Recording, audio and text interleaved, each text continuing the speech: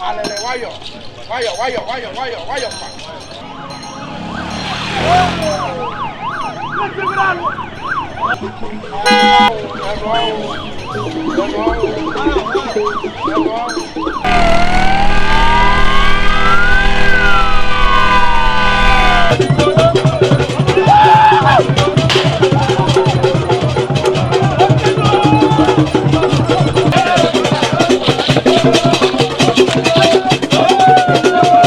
Izuzu dike zuru ana ma egboche dike aja taka na eni Awgu eji ofo Monday NGENE onye nwụrụ na machine accident n'Ugbo Obeagu Road some days ago.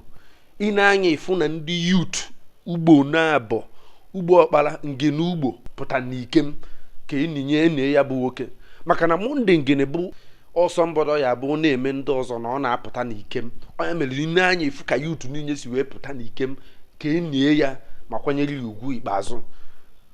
Nsogbu adịghị ya asị na nzukọ enwebu n'ofe mara na ọkwa mmadụ na ọ na-agwa onwe ya ina-anya ifu ka ndị youth niile si wee ọka maka ifu ya ka ifu ka o si aga. But don't forget, if you have not subscribed to our YouTube channel, try and do so and subscribe so that we will be getting recent updates concerning ihe na-eme n'obodo a na mgbe ọbụla. Thank you very much. Thank you.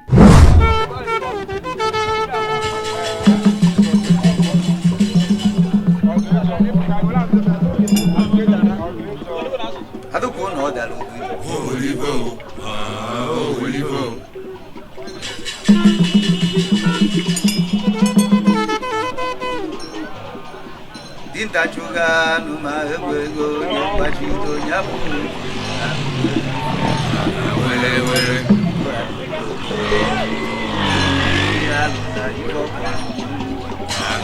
wele onye je nakaro osi ekene ka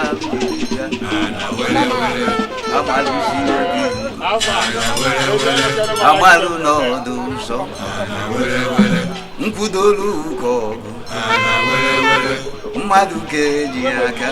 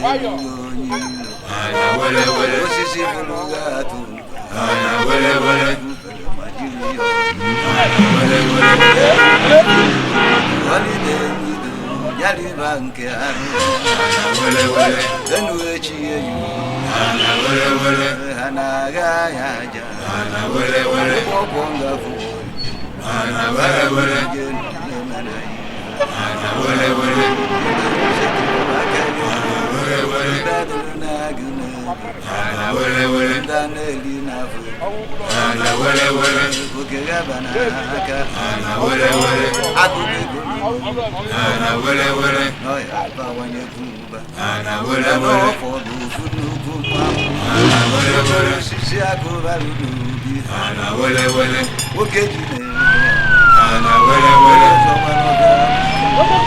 wele wele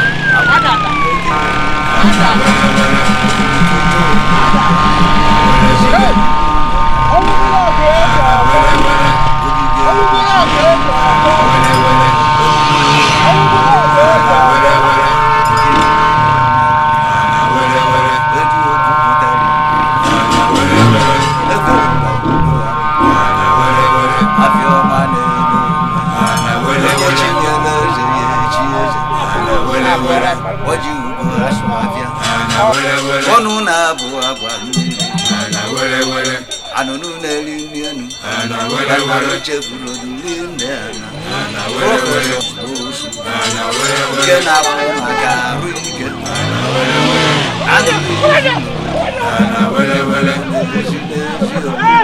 ana wele wele n'ime agha okirikiri ana wele wele ife ogbo ana wele wele ilo na-asị n'egwu ana wele wele fọnụ ana wele wele makwana ji ebu ana wele wele pụtara tofe n'ogo ana wele wele osu ana wele wele dị mba na agụgụ ana wele aka ji mụba agbaji ụzọ ana wele wele onye ukwu nso je mba ana wele wele ngegbe ndị afọ ana wele wele ana wele wele ọdụ ngwa osu n'ugbo ana wele wele ebube n'ụlọ ana wele wele achọ mfọ ana wele wele wele wele taji anya ebe mmadụ ana wele wele ọ gara ọgbasi ọgbaji ana wele wele bichara ana wele wele bichara ana wele wele ọgbaji okwu ana wele wele ka ọ na-emegide nwa ana wele wele mero ntinye na mwepụ ana wele wele ọdụrụ ọnịgba iko ana wele wele rukedu n'onye ọzọ ana wele wele ọ nọ n'anụmalụ ọgwa ya ana wele wele n'ọdụrụ n'ọnụ ga n'ọnụ ana wele wele eze afọ jikọ ana wele wele onye asịrị nya jide ka oji ana wele wele ya biko gaa n'ihu ana wele wele ija wele ana wele wele njọ ukwu afọ na ga ama ana wele wele ebi nọ n'isi ana wele wele ana wele wele nda ana wele wele azọ kwasị na ya ana wele wele ya bụ n'ime ana wele wele ọpụpụ na mbata gị ana wele wele isi aka ga ana wele wele ana wele wele ana m ebebichi ana wele wele ana wele wele abịa gba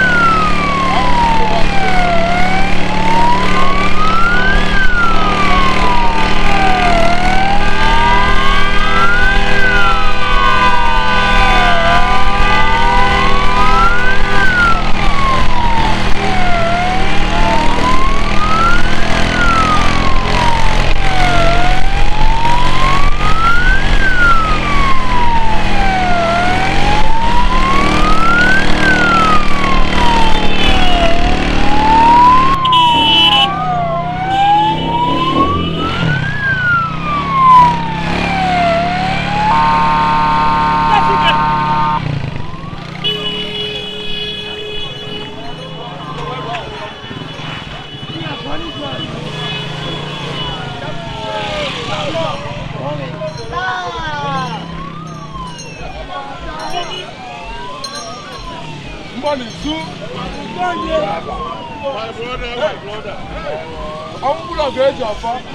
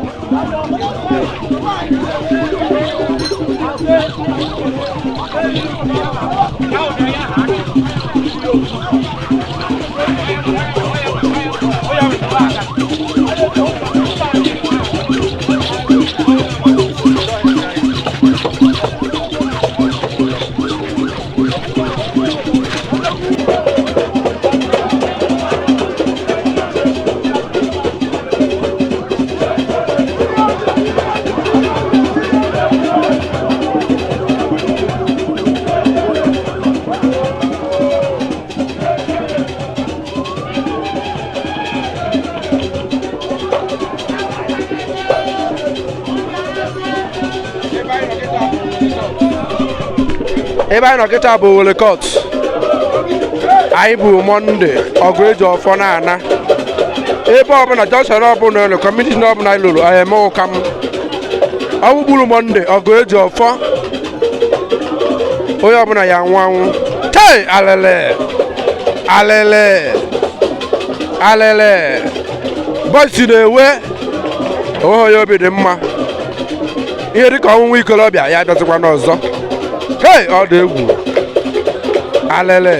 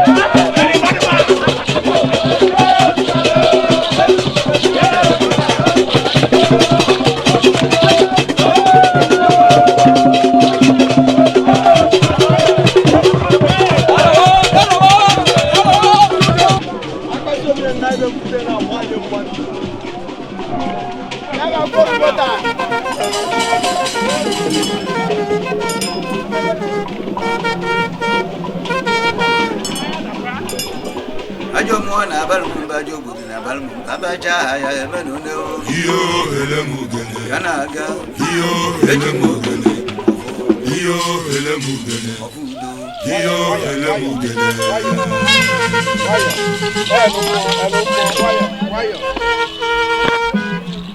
egu tobaji wala amapone budawo Ukoba wala ro ulishuti kuko Ukamu macha aibalonye nanyayaga aibalonye Ketula pimena toya tulishe bafu aibalonye naifofu aibalonye nanyayaga aibalonye Gochala chare chuechu aibalonye Aibalonye nanyayaga Enu ebugani kwa chobo nye yeje Odogurecha. aibalonye nanyayaga aibalonye Ndobodo tulu mbiki yonona aibalonye nanyayaga aibalonye Kwa no kuwa kata boya boshishi akata mbera aibalonye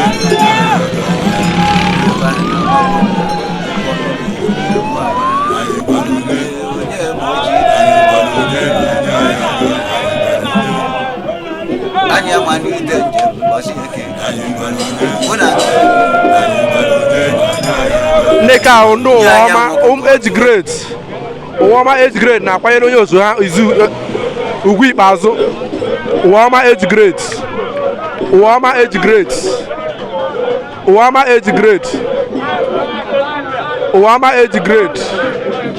Na kwanyere onye otu ha izu ikpeazụ. Ya bụ Uwama age grade.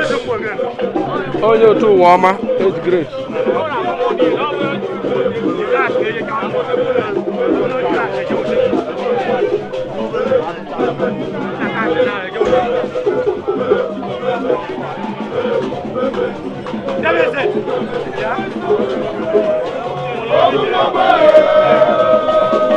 Uwama age grade.